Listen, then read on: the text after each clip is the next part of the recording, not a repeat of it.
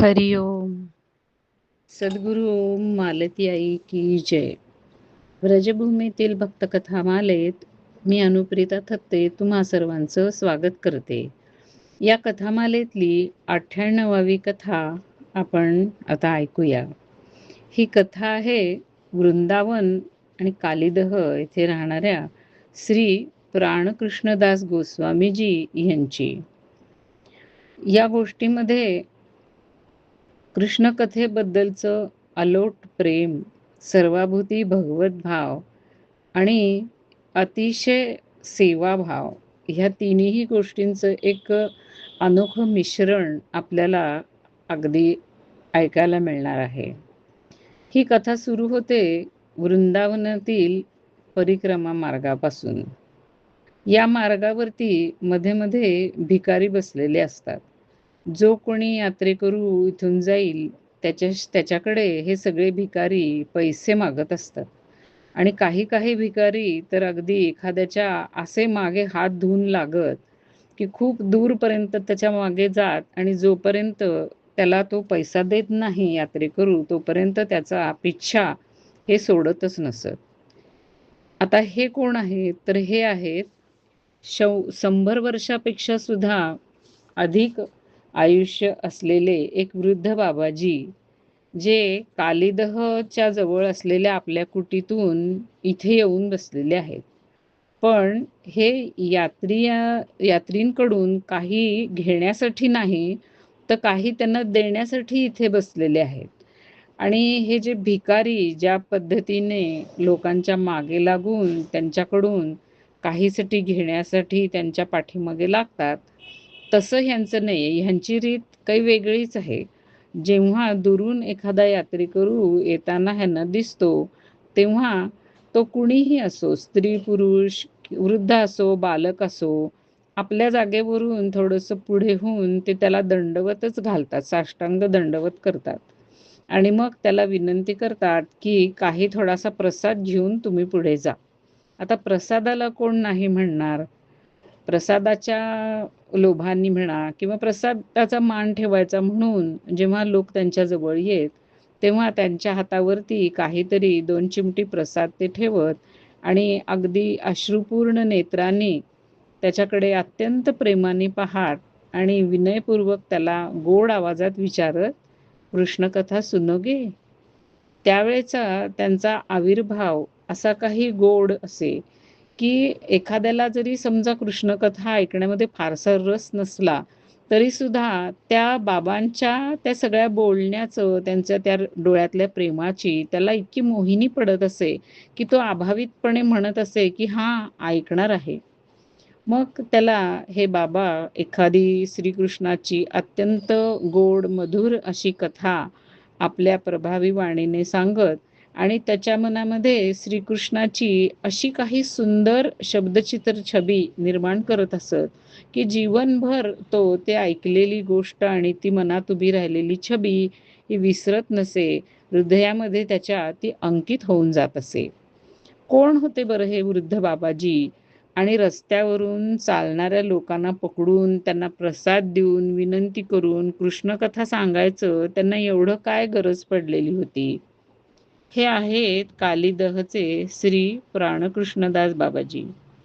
कृष्ण कथेतच जणू ह्यांचे प्राण वसत असतात आणि ह्यांच्या नावात सुद्धा पहा श्री प्राणकृष्णदास बाबाजी म्हणजे कृष्ण हेच त्यांचे प्राण आहेत आणि कृष्ण कथा हीच त्यांचं प्राण आहे. हे कृष्ण कथा ऐकल्याशिवाय किंवा ती सांगितल्याशिवाय राहूच शकत नाहीत.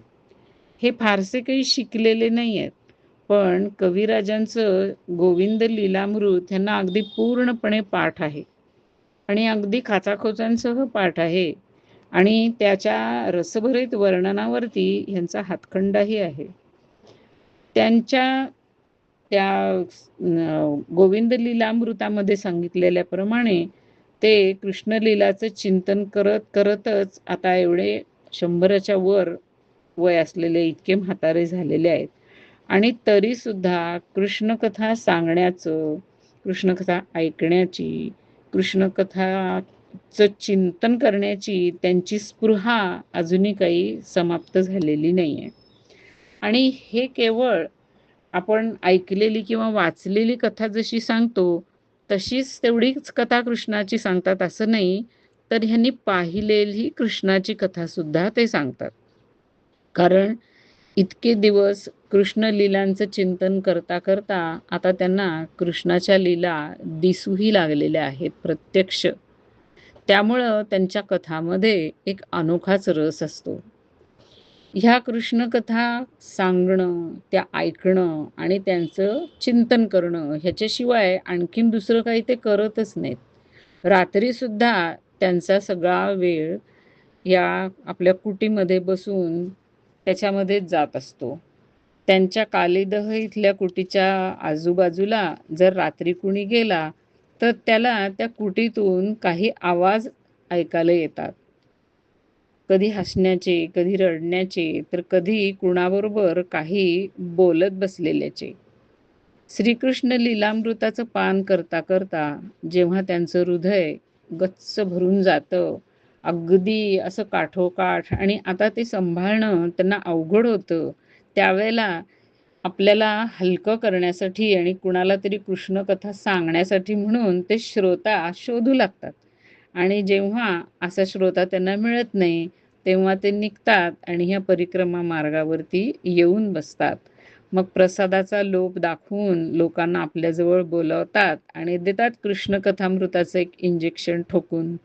आणि हे इंजेक्शन इतकं प्रभावशाली असतं, की त्याच्या ऐकणाऱ्याच्या हृदयामध्ये कानाच्या द्वारा श्रीकृष्ण जाऊन बसतात आणि त्याच्या हृदयामध्ये तात्काळ कृष्ण प्रेमाचा आणि कृष्ण भक्तीचा उदय होतो आणि जो कधी ना कधी कोणच्या ना कोणच्या जन्मात तरी त्याला भवरोग मुक्त करणारा असतो. पण इतकीही त्यांचा प्रभाव असला तरी याच्यामध्ये आपलं काही कर्तृत्व आहे असं अजिबात बाबांना वाटत नाही. ते म्हणतात, की कृष्णकथा ही वस्तूच अशी आहे, की ज्याला एकदा त्याचा चस्का लागला, तो ती कथा सांगण्यासाठी किंवा कथा ऐकण्यासाठी त्या कथेवर आणि कृष्णावर प्रेम करणाऱ्या लोकांना शोधतच बसतो. कारण त्याला त्याच्याशिवाय चैनच पडत नाही. आणि गंमत अशी आहे, की फक्त संतांनाच ही कृष्णकथा ऐकायला आवडते असं नाही, तर स्वतः श्रीकृष्णाला सुद्धा आपल्या ह्या कथा ऐकायला खूप आवडतं. आणि म्हणूनच जिथं भक्त अत्यंत प्रेमाने ह्या कृष्णकथेचं गायन करतात, तिथे ते स्वतःच परोक्ष किंवा अपरोक्ष रूपाने जाऊन बैठक मारत असतात. आणि ही कथा त्यांना इतकी प्रिय आहे आणि हे स्थान त्यांना इतकं प्रिय आहे, की तितकं त्यांना वैकुंठही प्रिय नाही आणि अन्य दुसरं कुठलं मंदिरही प्रिय नाही. म्हणून ते म्हणतात, की नाहं बसामि वैकुंठे योगिनां हृदयेन च मद्भक्ता यत्र गायन्ति तत्र तिष्ठामि नारद. एवढंच नाही, तर जो कोणी त्याची कथा ऐकतो, त्याच्या हृदयामध्ये ते घुसून बसतात आणि मग तिथून जाण्याचं नावच घेत नाहीत. शृण्वतः श्रद्धया नित्यं गुणश्च स्वचेष्टियं कालेन नातिदीर्घाण भगवान विशते हृदि. असं भागवतात म्हटलेलंच आहे. तिथे बसून त्या कथा ऐकणाऱ्याच्या हृदयात बसून ते कथा ऐकतात. कधी कथा वाचकाला त्याच्या समोर बसून कृष्ण कथा ऐकत आहेत असा दृष्टांत होतो आणि त्यामुळे कथा सांगण्याची त्याची हौस वाढते. असं बाहेर त्याला दर्शन देऊन ते कथा सांगण्याची प्रेरणा देतात आणि कथा वाचकाच्या म्हणजे कथा जो सांगतो आहे त्याच्या हृदयामध्ये बसून त्याला कथा सांगण्याची पण प्रेरणा देतात. असा तो यत्र तत्र श्रीकृष्ण असतो. ह्या कृष्ण कथेवरती इतकं अत्यंतिक प्रेम करणाऱ्या ह्या वयोवृद्ध बाबांचा जन्म सन 1802 मध्ये वर्धमान जिल्ह्यातील कालना ह्या प्रसिद्ध शहराच्या जवळ असलेल्या बागनापाडा या गावामध्ये झाला. त्यांच्या आईचं नाव जान्हवी होतं आणि तिच्या परंपरेतील म्हणजेच नित्यानंद परिवारातील बागनापाडा येथील श्री यदुनंदन गोस्वामी यांच्याकडून त्यांनी दीक्षा घेतली आणि मग खूप दिवस ते तिथे भजन करीत राहिले. त्याच्यानंतर कालना येथील सिद्ध भगवानदास बाबाजी यांच्या आश्रयात राहून त्यांनी भजन भक्ती केली. त्याच्यानंतर ते वृंदावनला आले आणि इथे कालीदह या भागामध्ये राहू लागले, एका कुटीमध्ये. कालीदह येथील सिद्ध जगदीशदास बाबा आणि सिद्ध दयालदास बाबा यांची त्यांनी खूप सेवा केली तिथे आल्यानंतर. आणि त्यांची सेवा ही इतकी उत्तम असे की संत सेवेचा एक आदर्श त्यांनी इतर साधकांच्या समोर प्रस्थापित केलेला होता. हे दोन्हीही महात्मा म्हणजे दयालदास बाबाजी आणि जगदीशदास बाबाजी हे नेहमी कृष्ण लीलेचं चिंतन करत असत आणि त्याच्यामध्ये ते इतके बुडून जात की त्यांना तनामनाची शुद्ध राहत नसे. मग त्यांची सर्व प्रकारची काळजी हे प्राणकृष्णदास बाबाजी घेत असत. त्यांच्या जेवणाची व्यवस्था करत, म्हणजे मधुकरी मागून आणत, प्रसंगी त्यांना भरवत, शिवाय त्यांचे हातपाय दाबणे तेही करत, त्यांना अंघोळ घालत. इतकंच नव्हे तर त्यांचं मलमूत्र सुद्धा काढायला ते मागपुढं पाहत नसत.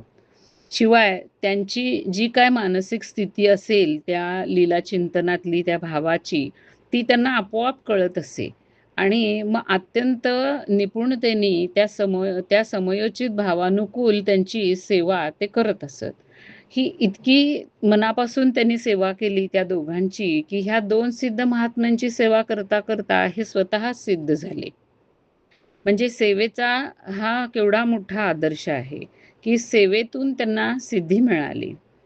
हे कालीदह या भागामध्ये नित्य चारी बाजूला लांबपर्यंत झाडून काढत असत आणि झाडून काढता काढता त्यांच्या मनामध्ये भाव असा असे, म्हणजे सेवेमध्ये ते मंजिरी रूपाने, म्हणजे राधाकृष्णाच्या दासीच्या रूपामध्ये आपण निकुंजामध्ये झाडू लगावतो आहे, म्हणजे झाडून काढतो आहोत अशी भावना ते करत असत. आणि ते जेव्हा झाडून काढत त्यावेळेला समोरून जर कुणीही आला, मग ते बालक असो किंवा वृद्ध असो, तर त्यांच्या अंगी भगवत भाव, म्हणजे सर्वाभूती भगवत भाव इतका असा रुजलेला होता की ते पटकन झाडू ठेवत आणि त्याला साष्टांग दंडवत करत असत.